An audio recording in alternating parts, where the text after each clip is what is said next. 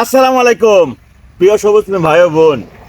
আমার এক প্রিয় মায়ার ভাই এই চারাগুলা আমার প্রিয় শামীম ভাইকে উপহার দেওয়ার জন্য নিয়ে আসলাম। শামীম ভাই, আলহামদুলিল্লাহ, উনি গড়ে আম খাওয়ার পরে বাইরে এই বাঙ্গা বালতির মধ্যে যে আমের অবশিষ্ট আঁটিগুলো এটার মধ্যে রাখছিলেন, রাখার পরে প্রত্যেকটা আঁটি দেখেন ভাই সুন্দরভাবে প্রত্যেকটা থেকে কিন্তু এক একটা চারা তৈরি হয়ে গেছে।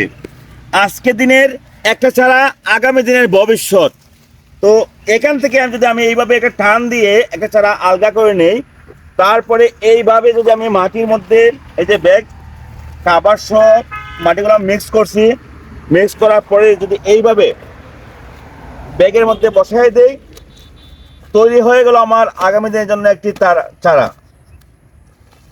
আগামী বছর এই চারাকে আমি গ্রাফটিং প্রক্রিয়ায় মনের মতো একটি গাছ তৈরি করে নেব। আপনারা চাইলে এইভাবে করতে পারবেন। সবাই ভালো থাকবেন। আল্লাহ হাফেজ।